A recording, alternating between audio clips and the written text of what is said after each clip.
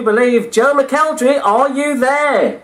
I am, yes. Good morning, Joe. What's it like in Newcastle this morning? Is it as horrible as it is down here? It is. Unfortunately, it's horrible winds and torrential rain. Very gloomy Monday morning. But yeah, I haven't been home for a while, so I'm enjoying just chilling out. I don't blame you. It's great to have you on the station, Joe. Welcome.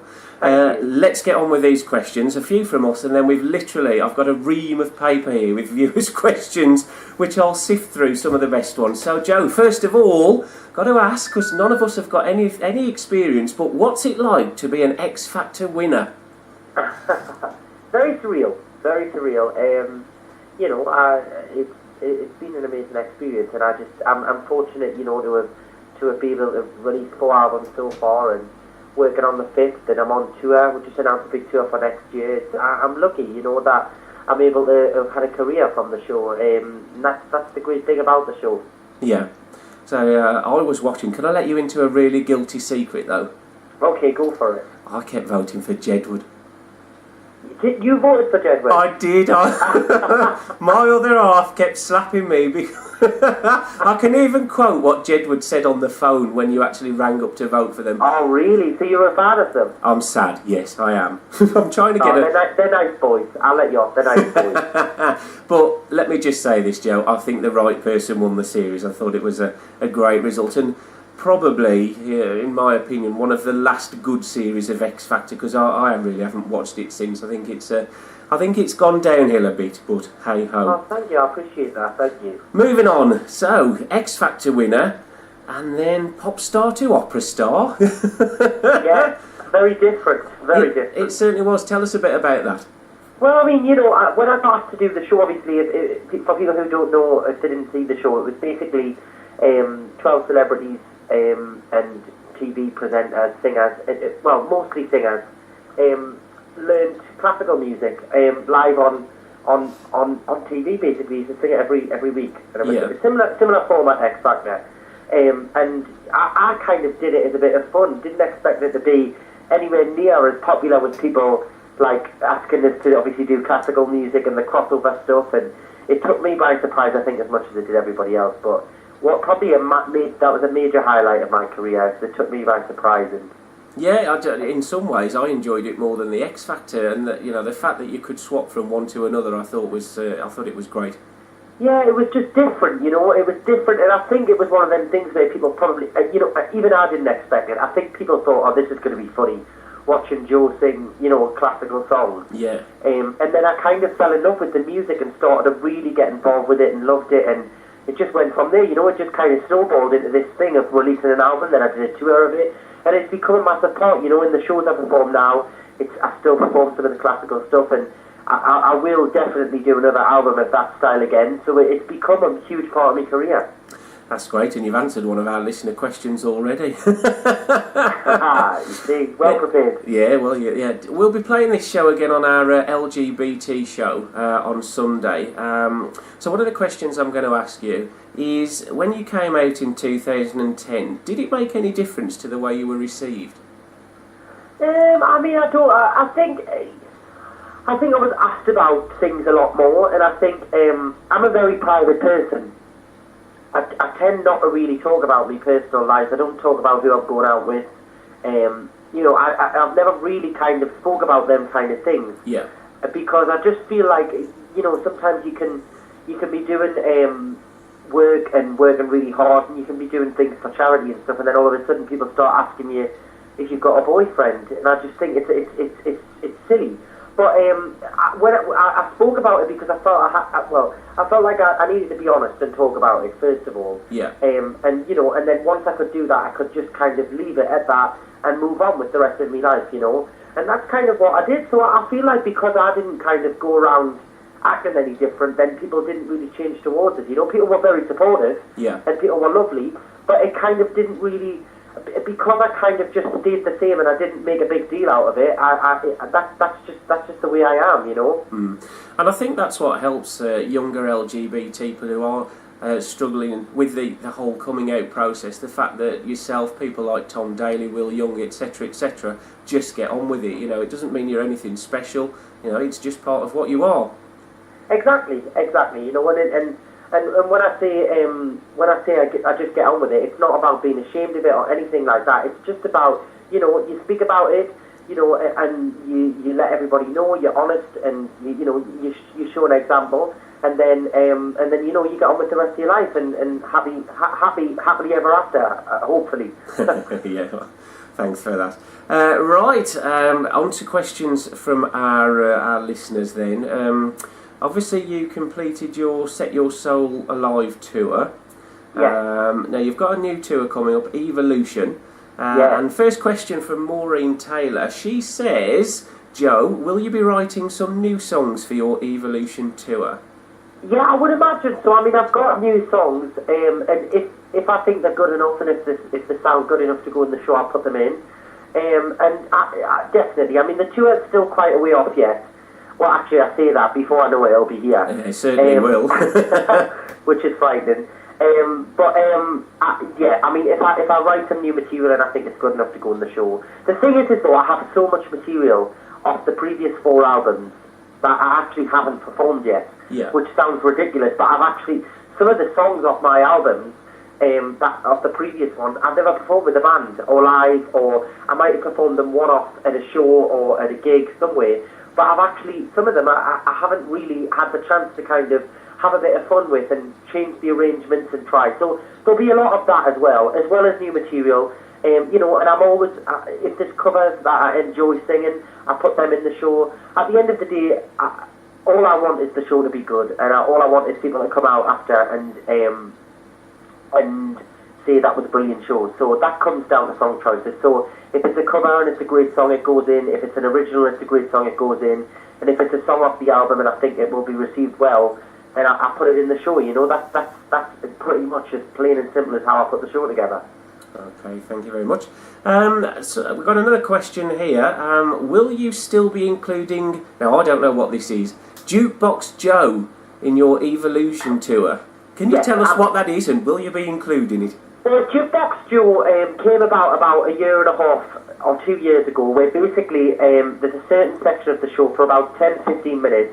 We kind of turn all the lights on in the venue, and the audience become the decider of any song we sing. So they can put their hand up, they can shout a song out, they can write it down, and basically me and the band like busk it. It's not rehearsed. If they suggest a song, I sing a bit of it, and we get the audience to join in. It's a really kind of huge part of the show now. And I tried it out at first and thought this is going to be a disaster and it wouldn't work. Yeah. But I thought I'm going to try it and see what happens. And it's become like a huge highlight of the show for me, for the band, and for the audience as well, because they really get involved, and it's their opportunity to hear songs that we might not necessarily be performing in the set, and they get like a 30-second, you know, snippet of every song that they want to hear. It's amazing. Okay, I can't wait for your Wolverhampton gig. I'm going to be there shouting out. Oh, you wait to see which song I suggest. Oh, I'm not cruel like that, I am really. Joe, a question from Mona. Who created the name Evolution for your tour? Well, we came up with quite a few names, and it was quite difficult actually, because Set Your Soul Alive was which is the tour I'm on at the minute. Set Your Soul Alive was such a kind of like I suppose like a positive, uplifting name, and obviously it was named after one of the songs that I'd written. I wanted to kind of come up with another name that could kind of tell a bit of a story, and I thought, you know, I've kind of evolved over the past 5 years, like from being a little teenager on X Factor, and then I've had many experiences, highlights, low times, like, and my music's changed over the past 5 years, like massively, you know, from pop to classical to, I did a lot of songwriting. So I suppose it's like the evolution of my music so far. So you're going to hear kind of the changes, I suppose, and it makes it kind of a bit more of a story in terms of the show. It gives me a lot of kind of creative kind of ideas of how I'm going to kind of put the songs across. So it's I'm looking forward to it. It means I can play around with the show a bit. Okay, great. Paul of the Exiled Scouser, moving on from that, says, Joe, do you see your future in rock and pop, classical, or musical theatre? And will there come a time when you'll stop trying to, what does it say? Give up trying to please the fans and concentrate on one genre? She says hopefully not, as she loves everything. Yeah, I mean, you know, this sounds weird, but I genuinely perform songs that I like and music that I like, because I feel it's important. So whatever you see in the show, I don't kind of, I wouldn't perform it if I didn't like it, you know, and if I didn't enjoy performing it, it wouldn't be in the show, because you built it. I'm one of these people, I can't really fake it very well. I can, you know, and you could probably tell if I didn't like a song when I was singing it. Yeah. So when I don't really want to just do one genre, you know, there'll be points in my career where I have to, and I have to do a certain type and concentrate on it for that, you know, era of the album. But, you know, I'll always incorporate it all in, you know, and that doesn't mean that I won't do a show. You know, I could possibly do a show of just all pop, a show of all classical, and that's fine, but they'll always be a part of the whole career, you know. There might be snapshots where it's just that type, yeah, but across the spectrum it'll be all included. Okay. Bob notes in Walsall, he says he's a great admirer of yourself. But do you feel, Joe, that the promoters and press have not been as helpful with the sale of your CDs as other talents such as One Direction? The promoters and press in the sense of, like, the newspapers? I would assume so. Well, you can't really compare me to One Direction, because One Direction are a huge, like, phenomena, first of all. You are as well, Joe. they're a boy band. It's a totally different market. It's a different demographic, you know. And it's not something that, you know, that you, like, I want to go and start discussing on radio, because it's just not. It's the public don't need to know about all of them kind of things, you know. I get up and sing, and they see the nice side of it. That's fine. Yeah. Okay. Michelle says Joe's the best live performer around. There you go. His Set Your Soul Alive tour was spectacular, and can't wait for your Evolution tour and Wolverhampton show. So thanks to Michelle for that one. Thank you, that's lovely, thank you. Another one, what's your favourite song to sing? Oh, that changes all the time. I did a Spanish version of Unbreak My Heart on the show that I've just finished. Yeah. Well, that I'm finishing up this year. And that was I loved that. That was a bit of a highlight for the show for me. Yeah. Really enjoyed singing it. It was just different. And I think because the audience didn't really expect it as well, it kind of took them by surprise, which is exciting for us, you know, when we're performing. So that was probably a highlight this year.